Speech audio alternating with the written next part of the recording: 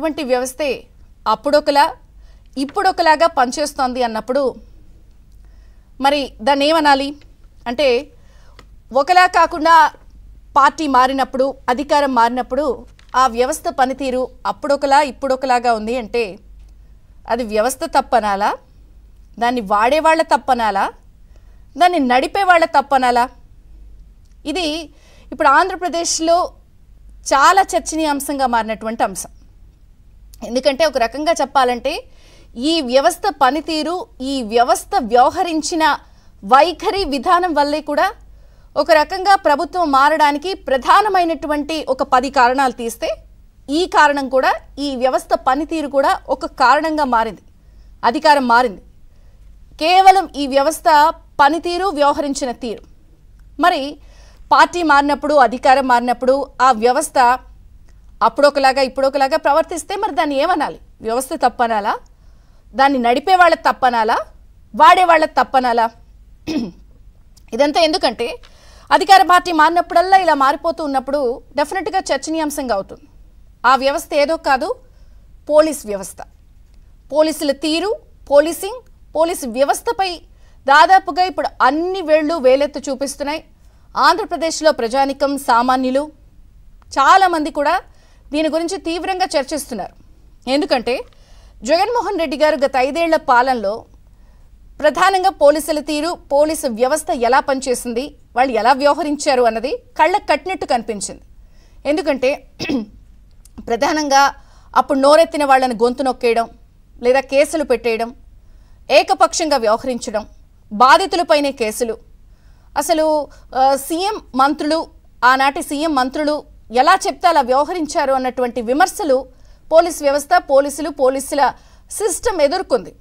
మరి రాష్ట్రంలో ప్రభుత్వం మారింది, 3 నెలలు అవుతోంది. మరి ఈ 3 నెలల్లో పోలీసుల వ్యవస్థ కూడా మళ్ళీ అంత చర్చనీయాంశం ఎందుకు అవుతుంది అన్నదే ఇక్కడ ప్రధానంగా ప్రశ్న ఉత్పన్నమవుతోంది. ఎందుకంటే గత 5 ఏళ్ల జగన్మోహన్ రెడ్డి పాలనలో మనం కొన్ని అంశాలను చూసాం. అంటే అరెస్టులు జరిగిన తీరును ఒకసారి మనం రీకాల్ చేసుకుంటే, ఒకసారి కొన్ని ఆ విజువల్స్ ప్లే చేయండి. టీడీపీ వాళ్ళకి సంబంధించినప్పుడు అరెస్టులు అయిన విషయాలు. గోడలు దూకి అరెస్టులు చేశారు, 3rd డిగ్రీలు ప్రయోగించారు.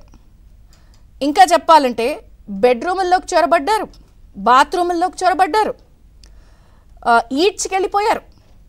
అసలు ఎక్కడ తిప్పుతున్నారు, ఏ స్టేషన్కి తీసుకెళ్తున్నారో తెలీదు.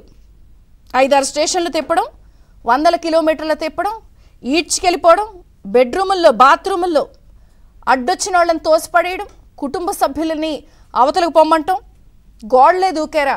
ఇక అప్పుడున్నటువంటి ఎంపీ రఘురామకృష్ణంరాజు గారి మీద అయితే 3rd డిగ్రీ ప్రయోగించారని ఆయన ఇప్పటికీ అసలు పోలీసుల వ్యవహారంపై ఆయన చాలా సీరియస్గా ఫైట్ చేస్తున్నారు. ఎన్ని రకాల ప్రయోగాలు అరెస్టుల్లో ఎన్ని రకాలుగా చేయొచ్చా అన్నది చేసి చూపించేశారు. అచ్చెన్నాయుడు గారు, కొల్లు రవీంద్ర, నక్క ఆనందబాబు, ధూళిపాళ్ళ, ఇలా ఇక జనసేన వాళ్ళది సంగతి సరే సార్. స్వయాన వాళ్ళ అధినేతనైతే హోటల్కే పరిమితం చేసి అసలు ఏం మాట్లాడాలి, ఏం మాట్లాడకూడదో కూడా తీర్మానించేశారు. అసలు ఎవరికైనా చూసిన వాళ్ళకి అంతర్జాతీయ తీవ్రవాదులను ఏమన్నా అరెస్ట్ చేస్తున్నారు, ఏదో సినిమాలో అంకుశం సినిమాలో ఉంటుంది, రోడ్ల మీద ఈడ్చుకెళ్తూ ఉంటాడు రాజశేఖర్ హీరో, అప్పుడు విలన్ది. మరి ఆ స్థాయిలో నిజంగా అదొక్కటే జరగలేదు, కానీ అలాంటి స్థాయిలో దాదాపుగా అప్పుడున్నటువంటి ప్రతిపక్ష నాయకుల్ని కానీ, లేదా సోషల్ మీడియాలో ఉన్న వాళ్ళని కానీ, యాక్టివిస్టులను కానీ, నోరెత్తిన వాళ్ళని కానీ, మీడియా వాళ్ళని కానీ, ఇక ఆంధ్రజ్యోతి కెమెరామెన్ అయితే ఎలా కొట్టారో అందరికీ తెలుసు.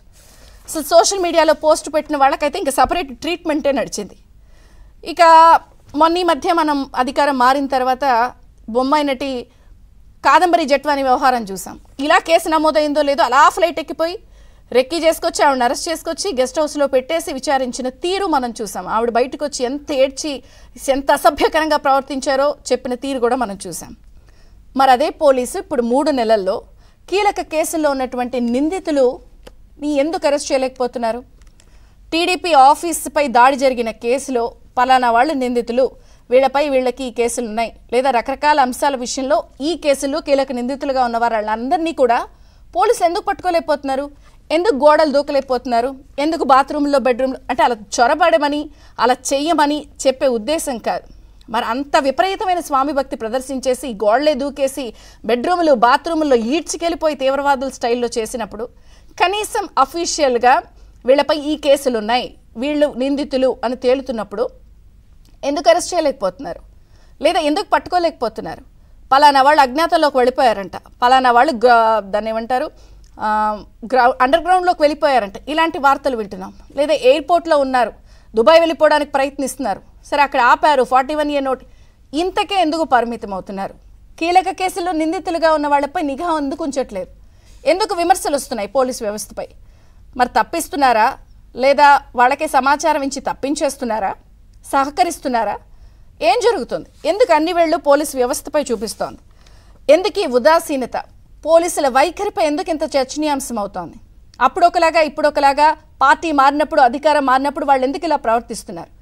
అంటే ప్రభుత్వంపై రూల్ ఆఫ్ లా అని చెప్పి వీళ్ళు చెప్తున్నా దాని ఉదాసీనతగా తీసుకుంటున్నారా, లేదా కోవట్లుగా ప్రవర్తిస్తున్నారా, లేదా గత ప్రభుత్వానికి ఇంకా స్వామి భక్తులుగా ఉండి ఊడిగం చేస్తున్నారా అన్నది రకరకాల అంశాల్లో చర్చనీయాంశం అవుతున్న వేళ అప్పుడొకలాగా ఇప్పుడొకలాగా చర్చిద్దాం. చిన్న విరామం తర్వాత ఎన్ని అంశాలపై చర్చ ప్రారంభమవుతుంది చూస్తూనే